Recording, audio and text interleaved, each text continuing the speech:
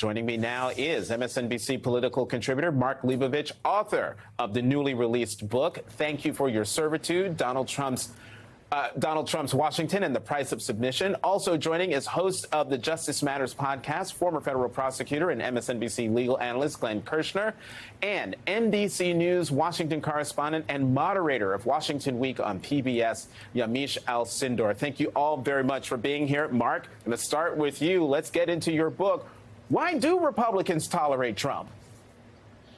You know, it's a combination of things, Jonathan. It's just inertia, it's fear, it's expediency, it's politics, and basically you hear all these stories sort of around the margins about, oh, is Donald Trump losing his grip on the Republican Party?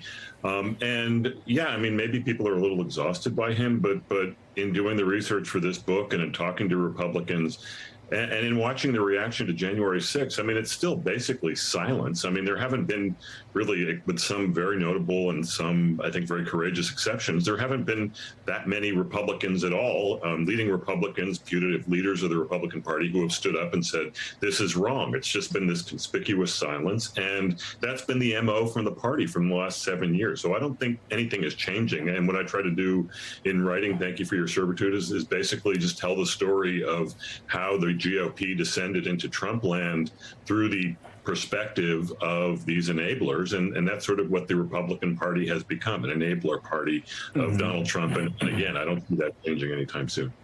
You know, one of my mantras has been, to my mind, it doesn't matter if Donald Trump runs again in 24, because Trumpism is abroad in the land. And I'm wondering, Mark, if you'd agree with what Congressman Adam Kinzinger said in a Washington Post interview out today. He said, quote, Trump is like a cancer of the liver. Now we have cancer in the whole body. And the next person that can mimic Trump can still pull his magic tricks, he said. We've got to stand up against this. Mark, the question is, will they? Well, I mean, here's the object lesson here. I mean, Kinzinger is not the first Republican ever to compare Donald Trump to cancer, okay? Rick Perry, who was running against him in 2015, compared him to a fatal cancer on the face of conservatism. Rick Perry then sort of came around and became the energy secretary under Donald Trump.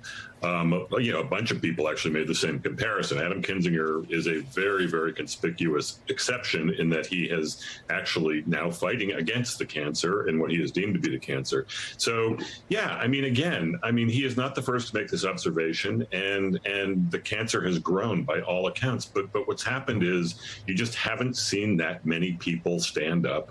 You know, even again, beginning with these hearings, beginning after, say, you know, Kevin McCarthy went down to Mar-a-Lago on January 28th, 2021. I mean, it's just been just a lot of submission. And yes, you know, Ron DeSantis might get some good, you know, play in polls and so forth. But I don't see people sort of, you know, rallying around a Stop Trump movement inside the Republican Party. And I do think that the Republicans are going to have to be really the first line of defense against Donald Trump in 2024, if and when he runs again. And I don't see that happening. Glenn, let me bring you in here. Steve Bannon was on Fox News Friday, and he doesn't seem to be worried about anything. Listen.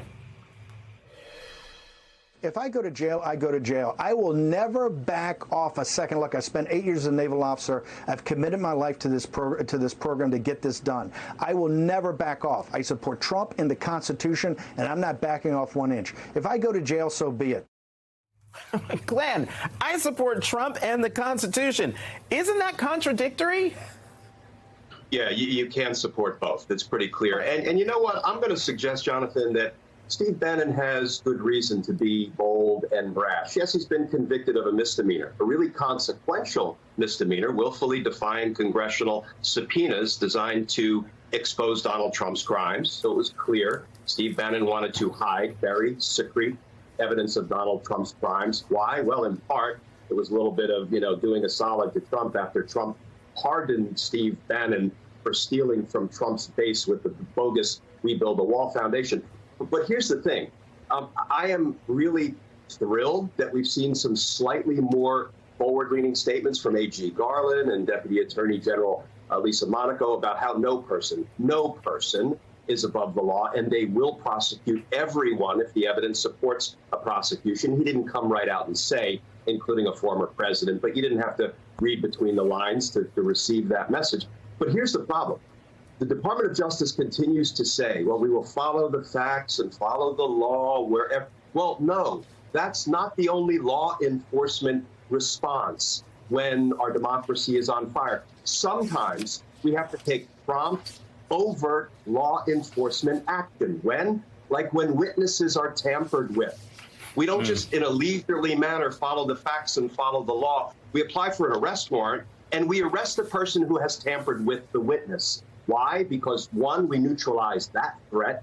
And even more importantly, we deter others on Team Trump from tampering with witnesses. But we continue to see zero overt law enforcement action. And what does that do? It emboldens the Steve Bannons and the Mark Meadows of the world. And, you know, when your democracy is on fire, you don't spend a lot of time inspecting the fire hoses for leaks. You turn that sucker on full blast and you try to put out the fire. And the people who are most at risk, some of them, Jonathan, are Trump's own supporters because he's still out there pushing the big lie and urging perhaps a second batch of insurrectionists to act based on his lies. Our current government has to grab hold of this now with overt law enforcement action. Well, Glenn, there's a big Washington Post story today that highlights the 15 times Trump intentionally escalated his angry mob, which included putting a target on Mike Pence's back. I'm wondering, might any of these rise to the level of criminality? You know, we play this parlor game. We've been playing it for years, Jonathan. Is what Donald Trump just did a crime? And the answer is, if a tree falls in the forest and there's nobody there to hear it, does it make a sound? Well, if Trump commits crimes and there's nobody there to indict him, is it really a crime? Does it really matter? What all of these things are, Jonathan, they're either crimes on their own, standalone crimes that could be brought, like inciting an insurrection or obstructing an official proceeding, but everything else he has done feeds into the overall conspiracy to defraud or commit offenses against the United States that a federal judge already found by a preponderance of the evidence, Judge David Carter, that Trump and John Eastman committed together. So, again, it's time for overt law enforcement action. Yamiche, you are there on the north lawn of the White House on Pebble Beach. We've been talking about the silence among Republicans, both to what Donald Trump has done to the party, but also the silence of Republicans in terms of their reaction to the 8 hearings of the January 6th Select Committee. But there's another interesting bit of silence that just occurred to me. We have not heard word boo from the White House about anything related to the January 6th hearings. And that is by design, isn't it? Well, the White House really has been, well, they will say that they've been very crystal clear in that they think that January 6th was one of the darkest days in our democracy and in the history of America. President Biden has come out and said that he will do everything that he could possibly do to sort of move this investigation along. They've waived executive privilege on some documents that former President Trump didn't want produced. But it is in some ways, I guess, striking that the White House hasn't said anything, but that's also because they want to give real space to Congress to really prosecute this case, and they also want Attorney General Merrick Garland, rather, to be as more independent than Bill Barr. This is a President Biden, who ran on the idea that he wanted to make sure that the DOJ didn't feel like they were having to be his personal attorneys, which is what a lot of people thought the DOJ was doing under the reign of his, or under the tenure of his last predecessor. So I think what you have here is the White House juggling a lot of challenges. The president, of course, having COVID, the inflation issues, all of the different things that they're dealing with, abortion politics,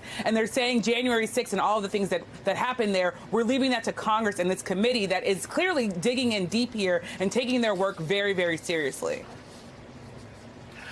Hey, Mark, do you think that that's a good move by the White House to give that distance, to remain silent, if you will, to not have reacted to every hearing that the January 6th Select Committee has put on as part of the effort to lend it legitimacy and not get drawn into the argument that this is a witch hunt, show trial, whatever derogatory thing Trump and his people say about it? Yeah, you wouldn't expect the White House to get involved in this in a public way at all. I think probably more important than letting Congress do its work, and clearly the January 6th committee has done a lot of work and will continue to, and I think their credibility stands on its own. I think it's the Justice Department. I think Merrick Garland would not react well to any kind of White House sort of public statement on this. I think President Biden has made it clear that that's not what he's going to be doing here. However, I think there's a larger point here, and again, this was sort of an overwhelming point I heard made in researching the book, which is that for as risk averse as Republicans are about doing anything that would trigger Donald Trump, Democrats have also become somewhat risk averse, I think, in confronting Trump. I think that's one of the reasons Joe Biden was nominated by the party in 2020. People were looking for the most electable candidate, and I think that Democrats look like they might be on track to doing the same thing again, for lack of any alternative. But I mean, look, I do think that the White House is absolutely right and probably not at all surprised to be taking a arm's length perspective on whatever the Justice Department is doing.